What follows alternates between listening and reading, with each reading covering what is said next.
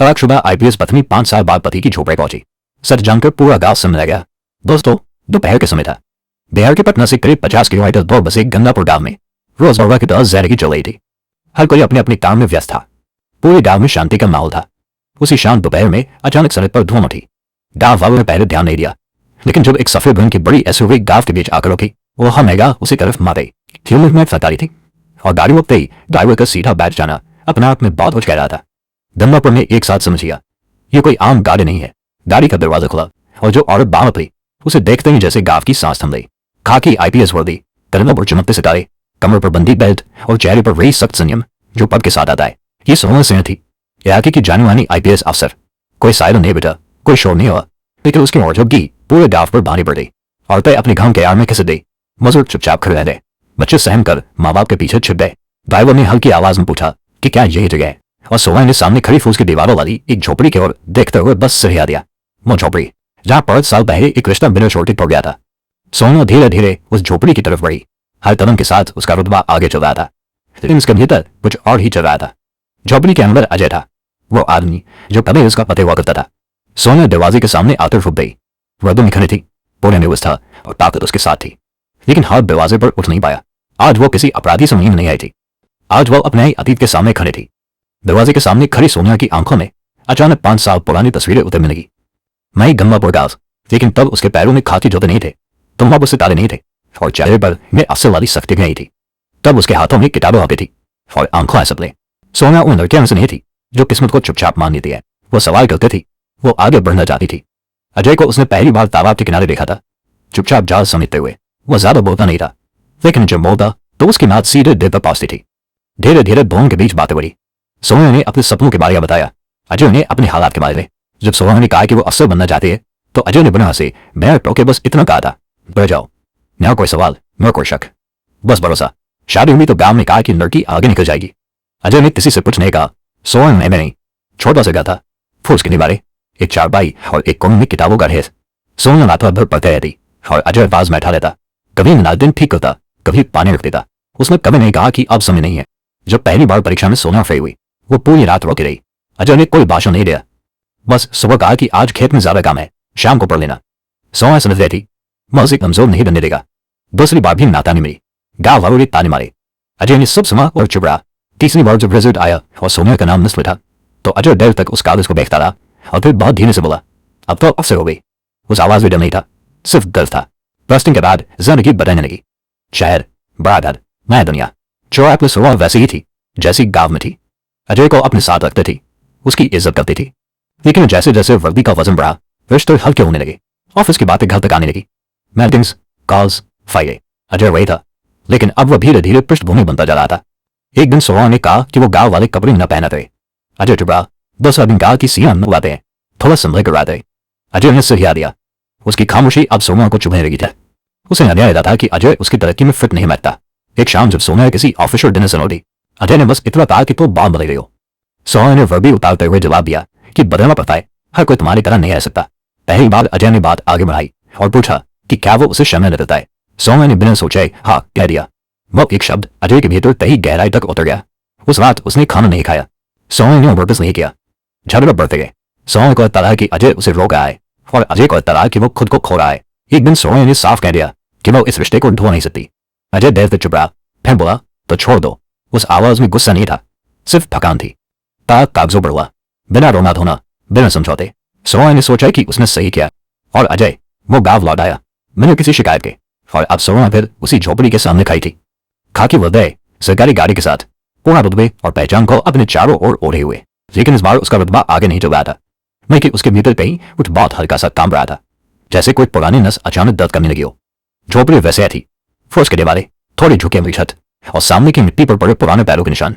सोनिया कुछ पल यूं खड़ी रही, जैसे कदम आगे बढ़ाने से पहले खुद को समझा रही हो कि वो यहाँ क्यों आई है। फिर उसमें दरवाजे पर दस्तक दी। आवाज बहुत हल्की थी, लेकिन उस खामोशी में काफी तेज। अंदर से थोड़ी देर बाद एक धीमी सी आवाज आई, आओ। दरवाजा खुला। अजय सामने खड़ा था, वही आदमी, लेकिन बेकरार, चेहरा थोड़ा पड़ गया था, शरीर पहले से पतला लगा था और आंखों में वो बेचैनी नहीं थी जो सोनिया ने कभी छोड़े जाने के बाद उसके ये सोची थी। वहां एक अजीब सी शांति थी, ऐसी शांति जो लड़ाई के बाद नहीं, थकान के बाद आती है। अजय ने सोनिया को देखा, फिर उसकी वर्दी को, फिर कंधों पर लगे सितारों को। उसकी आंखें तही अटक कर नहीं होती। बस इतना कहा, आ गई। ना उसमें शिकायत थी, ना हैरानी, और ना वो सवाल जो 5 साल बाद अचानक सामने खड़े इंसान से पूछा जाता है। जैसे मुलाकात उसके लिए अचानक नहीं थी, जैसे वो रोज किसी न किसी रूप में इस पल के लिए तैयार रहता है। सोना एक पल को वही ठिठक गई। उसे लगा था कि अजय उसे देखकर चौंकेगा, शायद नाराज होगा, या कम से कम पूछेगा कि वो क्यों आई है। लेकिन अजय ऐसे खड़ा था जैसे वो उसे इसी तरह खामोशी से देखते रहने का आदी हो। झोपड़ी के आवाज से धूप की एक पतली सी नकेल छनकर आ रही थी। मिट्टी का फर्श था, एक कोने में पुरानी चारपाई पड़ी थी, और दिमाग से एक टूटी हुई कुर्सी टिकी थी, जैसे सारे गिरने खड़ी हो। सोना ने चारों तरफ नजर घुमाई। सब कुछ वही था, लेकिन फिर भी कुछ बदला हुआ। झोपड़ी अब उसे पहले से भी ज्यादा सिमटी मिल रही थी, जैसे इसमें रहने वाला इंसान खुद को कम जगह में समझ लेना सीख गया हो। मैं थे। अजय ने कुर्सी की तरफ इशारा किया। सोना पहले बार हिचकिचाई। इतने सालों में उसने कितनी कुर्सियों पर बैठकर फैसले किए थे, कितनी जगहों पर बिना सोचे बैठ गई थी, लेकिन आज इस टूटी हुई कुर्सी पर बैठे में उसके हाथ पैर भाने लग रहे थे। फिर भी वो बैठ गई। अजय चारपाई के किनारे बैठा। दोनों के बीच कुछ दौरे थी, लेकिन असली दूरी ना ही थी। वो दूरी तो उन 5 सालों में बैठ चुकी थी। बीच में एक अजब सी खामोशी थी, ऐसी खामोशी जिसमें शब्द नहीं मरते, यादों बलती है। माल झोपड़ी के पास धीरे धीरे लोग इकट्ठा होने लगे थे। कोई सामने आकर देखने की हिम्मत नहीं कर रहा था। सब दूर से झांक रहे थे। खबर फैल चुकी थी।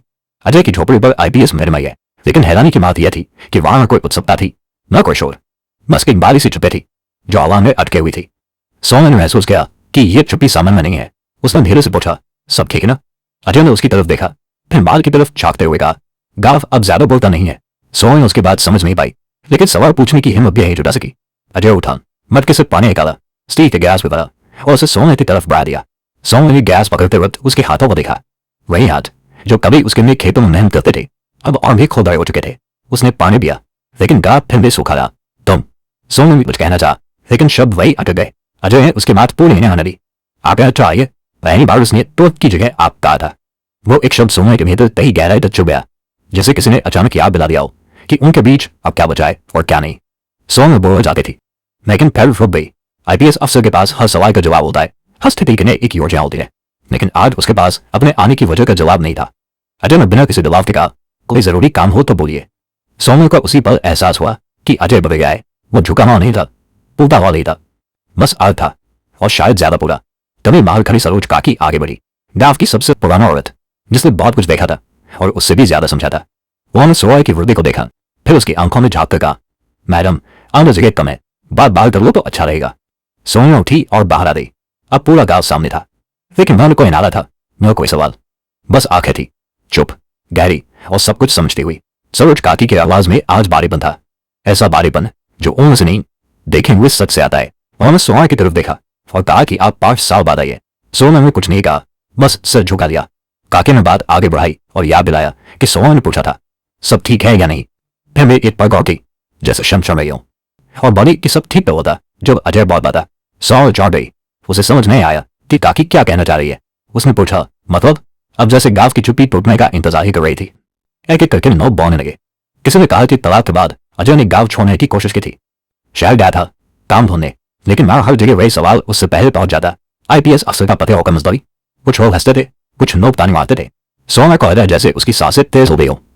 सरोज काकी ने कहा कि अजय ने कभी ये नहीं बताया कि सोना ने उसे छोड़ा था। वह हर जगह बस नहीं कहता रहा कि गलती उसे की होगी। निसौदा ने सोना की आंखें भराई। उसे पहली बार एहसास हुआ कि जो चुप्पी उसे हमेशा कमजोर रही थी, वह दरअसल खुद को बचाने का तरीका था। तभी एक आदमी बोला कि एक बार अजय को थाने बुलाया गया था। सोना चौंक गई और लगभग घबराकर पूछा, क्यों? जमा माया के किसी झूठे केस में? कुछ लोगों ने कहा था कि अजय आईपीएस अफसर की बेबी का नाम लेकर दंग पाता है, लेकिन अजय ने थाने में बस इतना कहा था कि उसका नाम मतलब वो अब उसके नहीं है। दाव सही न था। सोना को ऐसा लग रहा था जैसे हर शब्द उसके सीने पर आकर गिर रहा हो। सरोज काकी ने आखिर बात कही कि अजय ने सोना की वजह से अपनी आवाज खो दी। अब वो बोलता नहीं है, क्योंकि जब भी बोलता था लोग हंसते थे। सोना पीछे उड़ी। अजय झोपड़ी के दरवाजे पर खड़ा था, चुप, शांत, जैसे ये सारी बातें उसकी नहीं, किसी और की कहानी हो। सोना ने कांपती हुई आवाज में पूछा कि यह सब उसने कभी क्यों नहीं बताया। अजय ने पहली बार उसकी आंखों में सीधा देखा और बस इतना कहा कि आपने कभी पूछा ही नहीं। वह माफी सोना के लिए किसी थप्पड़ से कम नहीं था। गांव फिर से खामोश हो गया। अब सोना को समझ आने लगा था कि यह सिर्फ एक टूटा हुआ रिश्ता नहीं था, यह एक आदमी की चुपचाप दी गई कुर्बानी थी, और उसे यह भी महसूस हो रहा था कि यह सिर्फ शुरुआत है। अभी वो सच सामने आना बाकी है, जो सिर्फ उसे नहीं, पूरे गंगापुर गांव को और भी सनका देने वाला है। गंगापुर गांव की हवा अचानक बारे हो गई थी। ऐसे नहीं कि कोई आंधे आ गए हो, बल्कि ऐसी कि हर किसी की सांस में कोई बात अटक गई हो। सोना चुपचाप खड़ी थी, खाकी वर्दे में, लेकिन अब उसकी पीठ पहले जैसी सीधा ही थी। वो सोच कर आई थी कि बस बैठे थी, दरबार पे करेगी और चली जाएगी, लेकिन गाँव वालों की आंखों में तो चुप्पी थी। वो किसी आम ताने की नहीं थी। सरोज काकी ने बहुत ध्यान से कहा कि अभी जो आपने सुना वो पूरा सच नहीं है। सौ एक दिल बैठ सा गया। उसने पूछा कि और क्या बचा है। काकी ने गहरी सांस ली और कहा कि वो बात जो अजय ने उन्हें भी बहुत बाद में बताई थी।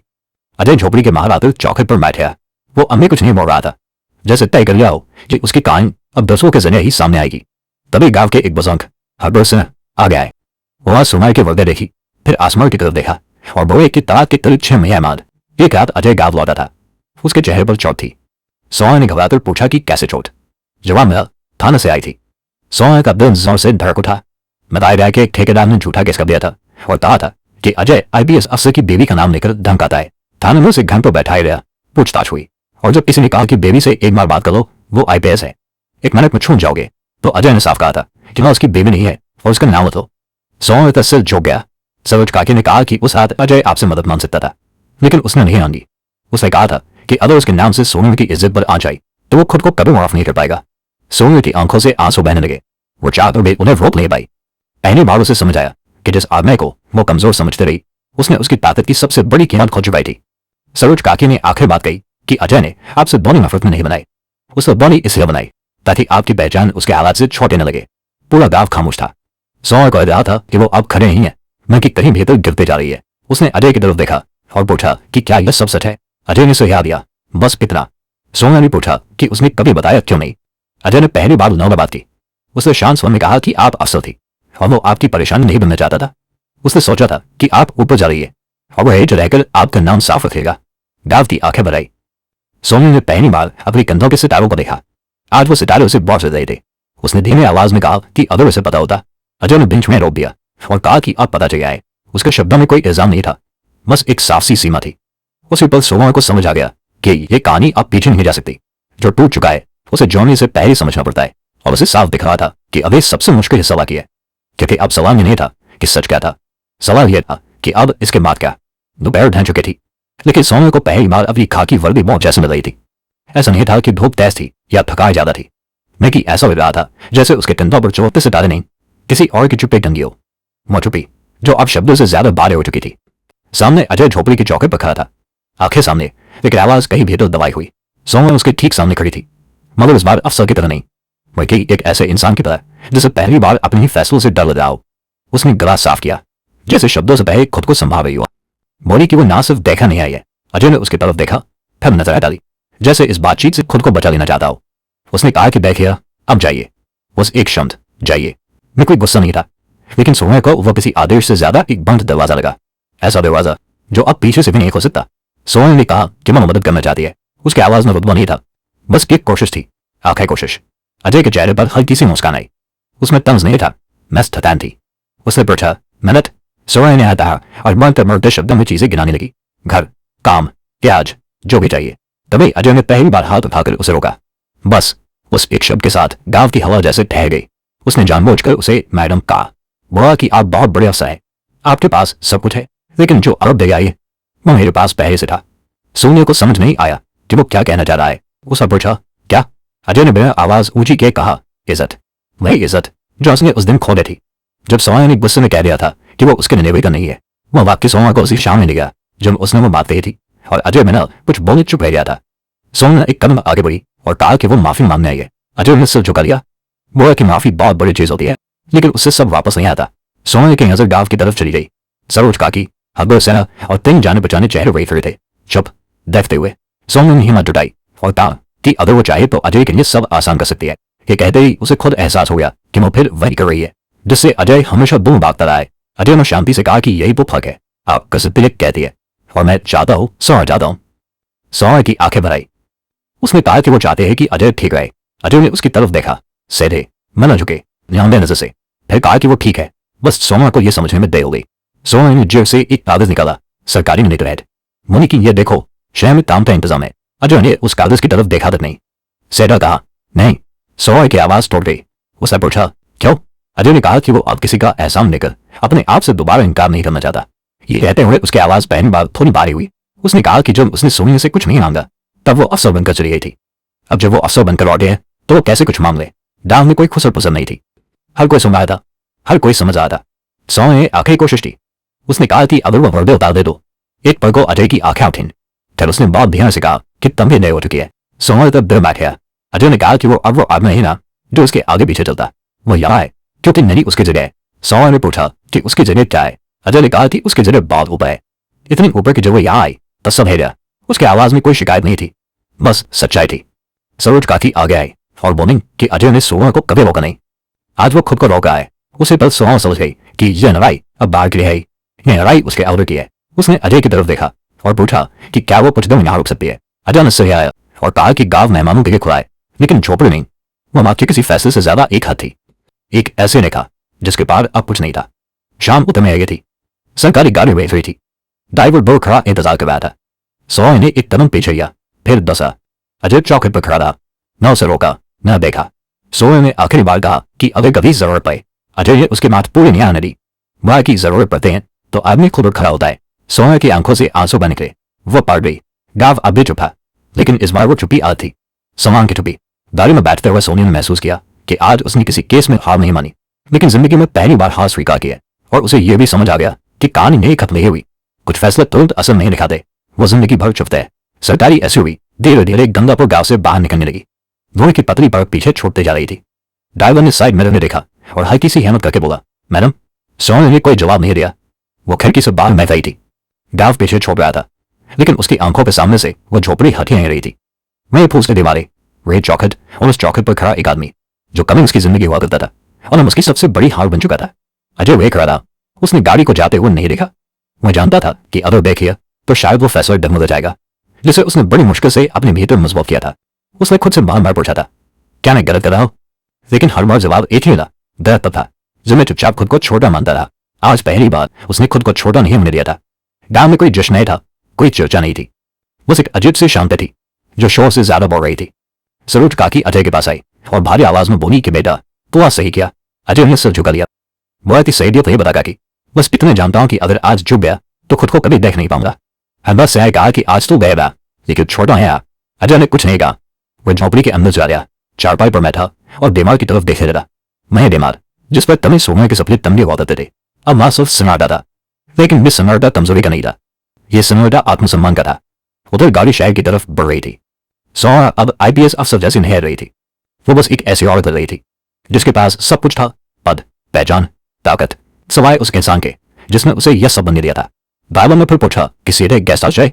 सोने ने सही आया हाँ, लेकिन उसकी आवाज में वो सख्ती नहीं थी जिससे लोग डर जाते थे। रात हो गई। गेस्ट हाउस के कमरे में सोया अकेली बैठी थी। लड़की कुर्सी पर टन्ने थी। सितारे हल्की रोशनी में चमक रहे थे। वह देर तक उन्हें देखते रही। उसे याद आया जब अजय ने कहा था कि अब देर हो चुके हैं, वो फिर से खुद से इनकार नहीं कर सकता। वो मार के अब उसके लिए सजा मिल चुका था, ऐसी सजा जिसमें कोई जंग नहीं थी, लेकिन हर रात कैद थी। अगले दिन ऑफिस में सब कुछ सामान्य था। फाइलें थी, मीटिंग्स थी, शाम थे। एक जूनियर अफसर ने कहा कि कल का इंस्पेक्शन बहुत सख्त था। सोहन ने सही आया और कहा ठीक है, सब कुछ वही था, लेकिन कुछ भी पहले जैसा नहीं था। अब जब कुंज से मैडम कहता तो उसे अजय का आप याद आ जाता। अब जब कुंज के फैसलों की तारीफ करता तो उसे वो दिन याद आता जब उसने एक इंसान को अपने लिए का नहीं समझा था। माना देखते सोहन तक ट्रांसफर हो गया। मैं जुड़े, मैं जिम्मेदारियां अब बढ़ा नाम और बड़ा हुआ, लेकिन आते रातें और नमने हो गई। हर बार जब वो शीशे में खुद को देखती उसे वर्दी नहीं दिखती थी। उसे और दिखती थी जो अगर समय पर रुक जाती तो शायद आज अकेली होती। और अजय अजय वही रहा, झोपड़ी वही, काम वही, जिंदगी साधारण, लेकिन गांव में अब लोग उसे सन झुकाकर देखते थे। कौन है कहता था आईपीएस अफसर का पति। सब कहते थे वो आदमी जिसने अफसर के सामने भी खुद को नहीं भेजा। अजय ने कभी सोना की मदद ली नहीं, कभी उसके नाम का सहारा नहीं लिया। वह जानता था कि अगर इज्जत उधार के हो तो आत्मा कर्ज में चली जाती है। एक दिन गांव में खबर आई कि मैडम ने बड़ा ऑपरेशन किया है, नो बॉय की बहुत बड़े अवसर है। अजय ने सोया और चुपा। उसने कभी बदवा नहीं दी, कभी शिकायत नहीं की।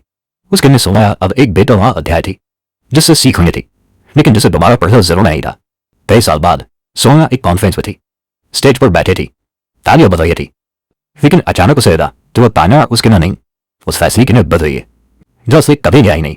उसे आंखें बढ़ गई और पहली बार खुद नॉलेज पर नहीं, खुद के अंदर टूट गई। ये ताबा वो अपना आत्मसम्मान बचाऊंगा, ये कागज पद, प्रतिष्ठा और ताकत बचा दी, लेकिन जिंदगी भर की एक ऐसी चुभन भी साथ ले दी जो हर सलाम और हर तालियों के बीच उसे याद दिलाती रही कि कुछ रिश्ता दर्द से समझे जाए तो माफी भी हार बन जाती है। और यही वजह थी कि कुछ दिन गंगापुर दास से नहीं हुआ था, वो इतिहास बन गया था। अब सवाल आपसे, अगर आप अजय की जगह आते तो क्या आत्मसम्मान के न बने फैसला लेते या फिर माफी को पकड़कर रिश्ता दोबारा जोड़ने की कोशिश करते? और एक बात ईमानदारी से बताइए, क्या किसी इंसान को तब छोड़ देना सही है जो वो आपके सबसे बुरे वक्त में आपके साथ खड़ा रहा हो, या फिर पद, पहचान और हालात सच में रिश्तों से बड़े हो जाते? कमेंट में सिर्फ जवाब मत लिखिए, अपने दिल की सच्चे बात दिल से लिखिए। अगर एक कहानी आपके दिल को छू गई तो वीडियो को लाइक कीजिए, शेयर कीजिए और ऐसे में सच्चे, गहरे और दिल को झकझोर देने वाले किस्सों के लिए शाइनिंग कहानी सेंटर को सब्सक्राइब करना मत भूलिए। मिलते हैं अगली कहानी में, जहां फिर एक फैसला, एक खामोशी और एक सच आपका इंतजार करेगा। जय हिंद, जय भारत।